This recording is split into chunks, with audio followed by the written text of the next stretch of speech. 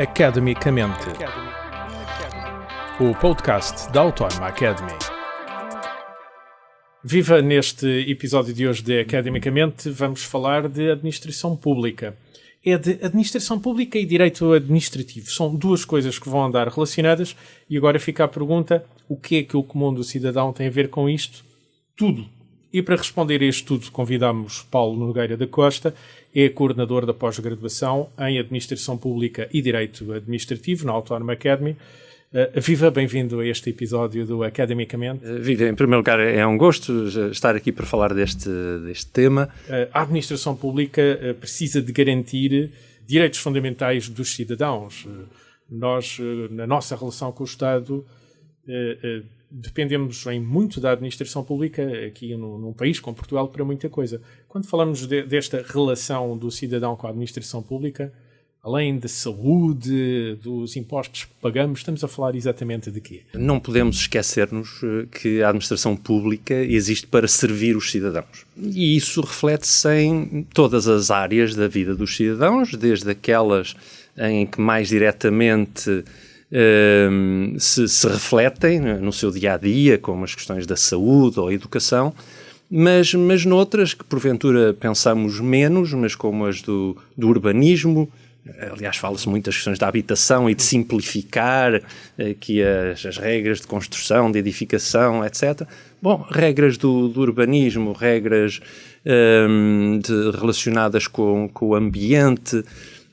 No fundo, a efetivação de direitos sociais, que são direitos fundamentais, passa em grande medida pela atuação do Estado administrador, da administração pública. Justamente quando pensamos em direitos, por exemplo, o da habitação está consagrado na Constituição, não é o Estado que o prevê, mas é o Estado que o regula, portanto, temos sempre esta relação com a administração pública, também por causa, falou em simplificação de processos, não é? Temos os licenciamentos e tudo isso, não é? Por norma, nós associamos uma certa morosidade burocrática à administração pública. Isto é mesmo assim, ou há setores em que as coisas são mais morosas e outras menos? Bom, a própria Constituição da República e a legislação geral em matéria de administração pública fala num princípio de desburocratização. E aponta para a simplificação. Sim, e depois concretiza-se de várias formas. Mas, no fundo, aponta-se para uma ideia de proximidade às populações e de simplificação de procedimentos. O que nem sempre é conseguido, quer dizer, por um lado, alguma burocracia pode ser importante, enfim, em certo nível, para garantir alguma formalização e permitir até algum controle de legalidade. Por outro lado, quando isso é excessivo, torna-se moroso, torna-se um custo, torna-se um problema para as pessoas, não é? E portanto, a simplificação é importante. Agora, essa simplificação também não se pode traduzir numa total informalização e que se traduza em áreas menos transparentes ou com menor controle. Portanto, temos os dois lados da moeda. Agora precisamos ser mau e dizer que há coisas que ainda não se podem resolver por WhatsApp. Isso é verdade. E por outro lado, já agora, a propósito dessa questão, a verdade é que a administração pública de que estamos aqui a falar é uma administração pública que tem evoluído muito ao longo dos anos, ao longo das décadas. Uma boa parte já está informatizada, ou a gigantesca parte. Não é? Com informatização, a relação com as finanças, desmaterialização, precisamente. Sim, com a segurança social. E que mostra uma coisa: a administração pública, na atualidade, não se limita a exigências de legalidade. Não é? Eu estava a referir a questão da legalidade, do cumprimento, da garantia da legalidade, mas sim. O que hoje se exige da administração pública vai muito para além de uma exigência de cumprimento estrito da lei. Há exigências de integridade, de racionalidade, de resposta às necessidades, aos problemas dos cidadãos, e isso vai para além de questões estritamente jurídicas e burocráticas, não é? Há uma administração pública mais perto dos cidadãos? deve estar cada vez mais próxima dos cidadãos. Eu penso que isso hoje é uma realidade. Quer dizer, é mais assim do que há uns anos. Quando falamos em garantia de direitos, penso que de uma forma geral explico talvez aqueles que são mais tangíveis para a maior parte das pessoas. Há também uma responsabilidade. A administração pública responsabiliza-se na sua atuação nos vários domínios, quando erra, quando acerta, mas se calhar no caso da saúde isso é muito óbvio, não é? Quem trabalha na administração pública acaba por ter responsabilidades perante a sociedade.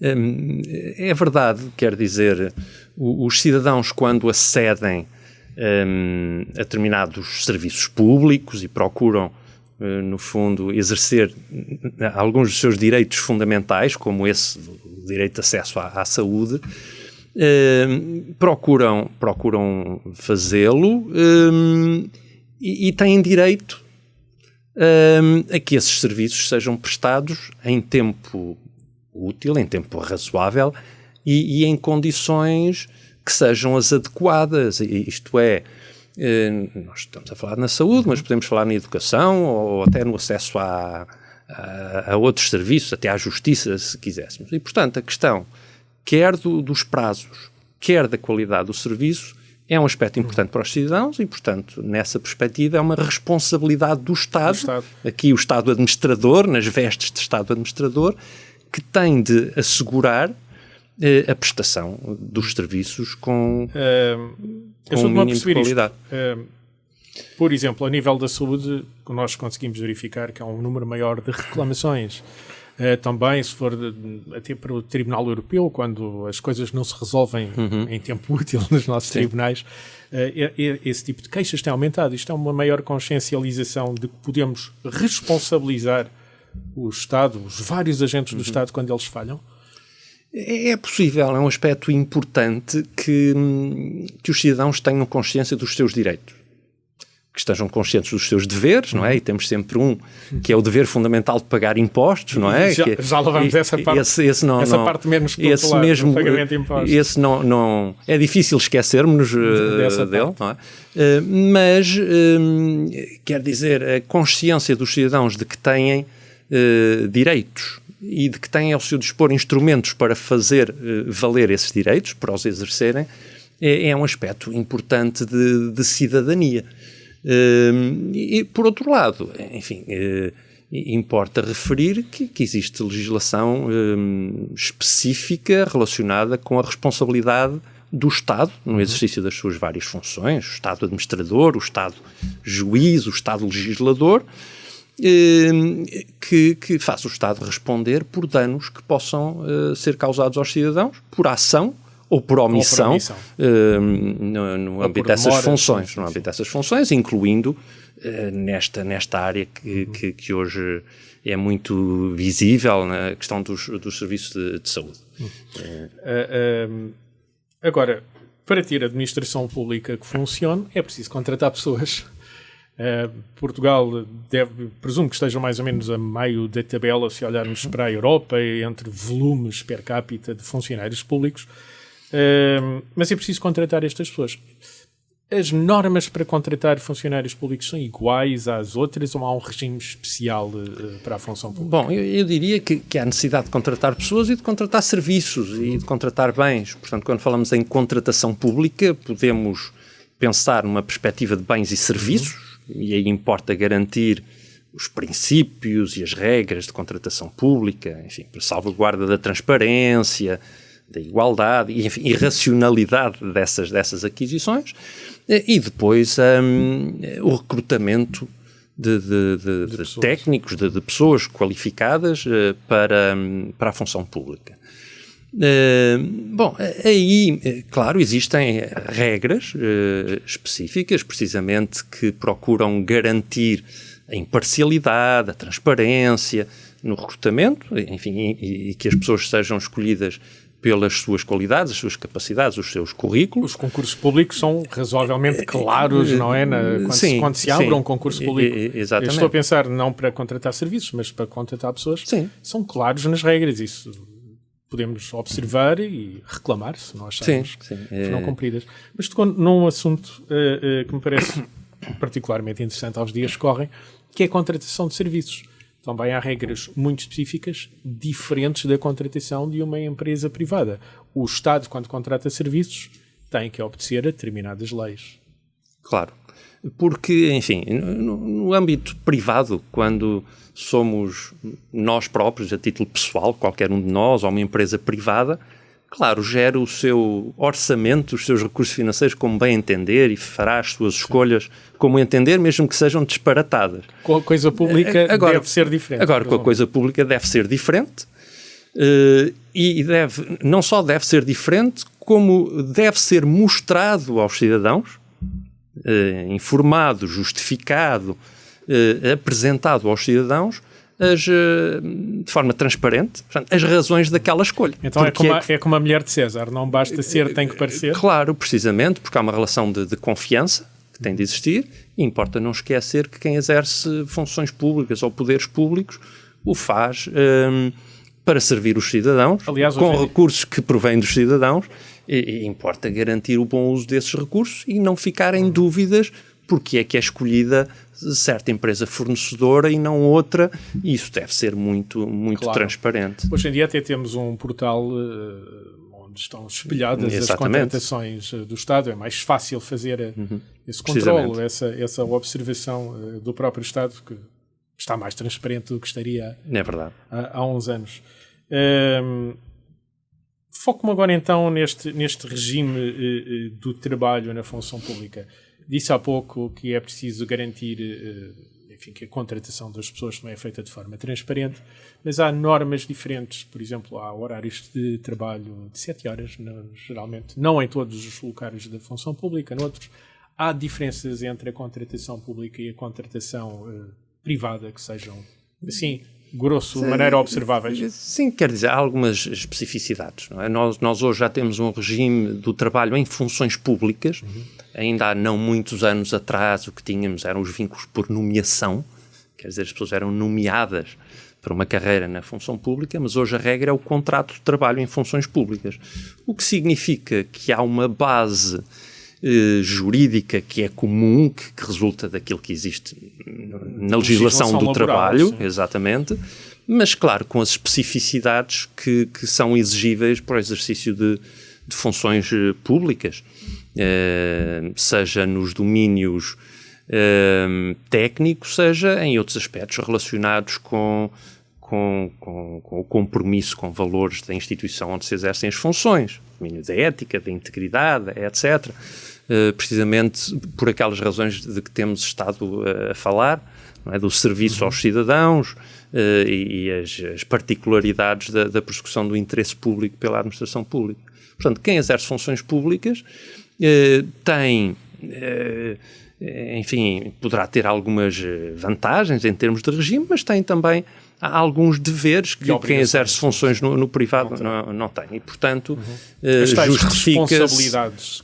Sim, nesse sentido amplo. Não se revertem só no Estado de uma forma geral, mas também nos agentes do Estado, neste caso, nos funcionários públicos. Exatamente. O erro poderá aqui custar alguma coisa, não é? Exatamente, sobretudo para quem exerce funções executivas, cargos de gestão, etc. Portanto, tem uma responsabilidade acrescida. Paulo Costa, agora chegamos àquela parte em que dizíamos há pouco que é menos popular, não é? Que é, nós pagamos impostos para que estas coisas funcionem. E isto, aparentemente, são duas coisas separadas. A administração pública de um lado e as finanças públicas do outro. Mas elas estão profundamente ligadas, presumo. Essa separação poderá ser aparente, mas na verdade são duas áreas intimamente ligadas. As entidades públicas, enfim, o Estado como um todo, se quisermos, necessita de recursos financeiros, não é? Para cumprir com as suas missões, com as suas obrigações, precisamente para servir os cidadãos, essa ideia de serviço que eu tenho sublinhado. Enfim, de onde é que vêm esses recursos? Esses recursos vêm principalmente dos impostos que as pessoas pagam. Portanto, mesmo quando as pessoas têm a ilusão de que algo lhes é dado que é grátis. Bom, nós insistimos, não há nada grátis, trata-se de uma redistribuição ou reafetação, portanto há receita que é arrecadada e que vem dos impostos e que, enfim, é afeta às diversas políticas públicas e às diversas áreas de atuação do Estado. E, portanto, não podemos ignorar a componente financeira, quer dizer, todas as políticas públicas têm custos. Tem benefícios, mas também têm custos. Têm custos, portanto, por vezes até falamos no custo dos direitos fundamentais, não é? Quer dizer, isso não diminui a importância dos direitos fundamentais, mas sublinha que a garantia do acesso à justiça, à saúde, à educação tem um custo e isso vem dos impostos que as pessoas pagam, o que justifica, se outras justificações não houvesse, a exigência que tem de haver com a qualidade da gestão pública e com a transparência dessa gestão pública. É o dinheiro de todos nós. É o dinheiro de todos nós. Em última instância, e presumo que esta seja a sua praia, profissionalmente falando, o Tribunal de Contas verifica se estas duas partes estão bem ligadas. Sim, quer dizer, o Tribunal de Contas é a entidade que exerce um controlo financeiro externo à administração pública, portanto um controlo técnico independente da administração pública, exerce esse controlo em vários momentos, pode ser um controlo prévio, pode ser um controlo a posteriori, mas as entidades públicas, que precisamente exercem uma atividade de gestão pública e que decidem, enfim, a afetação dos recursos públicos no dia-a-dia da sua atuação, estão sujeitas aos poderes de fiscalização do Tribunal de Contas, incluindo a contratação pública que referíamos há pouco, acima de determinado valor, os contratos públicos estão sujeitos à fiscalização prévia do Tribunal de Contas. Passam sempre por esse o que é muito importante. Para terminar a nossa conversa, eu há pouco fiquei aqui com uma curiosidade, há pouco mencionei que é o coordenador, co-coordenador de uma pós-graduação justamente em Administração Pública e Direito Administrativo. Quem é que são os frequentadores destas, já há várias edições, destas pós-graduações? É gente ligada ao direito ou há pessoas de outras áreas? É muito interessante porque há alguma heterogeneidade aí na formação de base dos participantes neste curso. Temos algumas pessoas de direito e que querem ou atualizar ou aprofundar os seus conhecimentos jurídicos nesta área, mas temos pessoas que vêm de outras áreas, da economia, da engenharia ambiental, eu sei lá, de outras áreas diversas e que ou exercem funções públicas em alguma área e sentem a necessidade de aumentar ou aprofundar os seus conhecimentos relacionados com a administração pública, não só jurídicos, mas de organização, de funcionamento, de conexão com outros temas e outras áreas. Portanto, quer pessoas que têm já alguma experiência e que vêm em busca desse complemento, quer ainda alguns estudantes recém-licenciados e que procuram, enfim, alguma especialização e algum aprofundamento de conhecimentos na área da administração pública e do direito administrativo. E portanto, são grupos com alguma heterogeneidade, o que torna as sessões muito interessantes. Paulo Nogueira da Costa, só me resta agradecer-lhe o tempo que pôde disponibilizar para nos ajudar a perceber como é que funciona esta interligação entre aquilo que é a administração pública, por outro lado as finanças públicas, a responsabilização desta atuação, tanto do agente coletivo Estado como, enfim, dos funcionários públicos, que são os seus agentes, e, enfim, ajudar-nos também a perceber como é que é gasto o dinheiro que é colocado no Estado por todos nós. Muito obrigado pelo tempo que pôde despender. Foi um gosto, muito obrigado. Academicamente. Este programa foi gravado nos estúdios da Universidade Autónoma de Lisboa.